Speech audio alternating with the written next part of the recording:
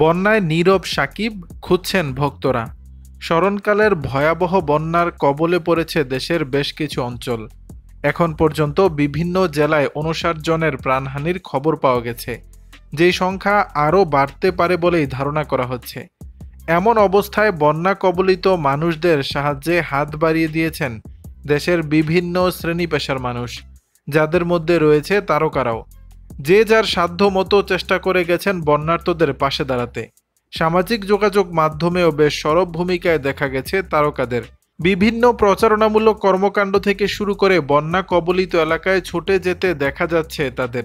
তবে এক্ষেত্রে ব্যতিক্রম চিত্র দেখা মিলেছে ঢাকাই সিনেমার শীর্ষনায়ক শাকিব খানের। দেশে বন্যা পরিস্থিতির শুরু থেকেই নীরব ভূমিকায় রয়েছেন এই নায়ক, যেন কোথাও দেখা নেই তার। ভক্তরাও তাই প্রশ্ন তুলেছেন, কোথায় শাকিব?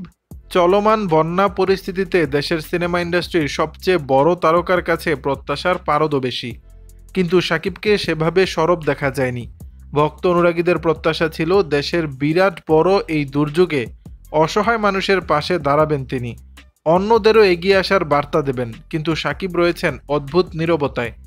দুর্যোগ নিয়ে টু শব্দ করেননি, যদিও তার দুই স্ত্রী চিত্রনায়িকা অপু বিশ্বাস ও শবনম বুবলিকে বন্যা পরিস্থিতিতে নিয়ে বেশ সরব দেখা গেছে। এরই মধ্যে বুবলি বন্যা কবলিত এলাকায় ত্রাণ বিতরণ কর্মসূচিতে অংশ নিয়েছেন। দর্শক, বিষয়টি নিয়ে আপনাদের মতামত জানাবেন নিচের কমেন্ট বক্সে।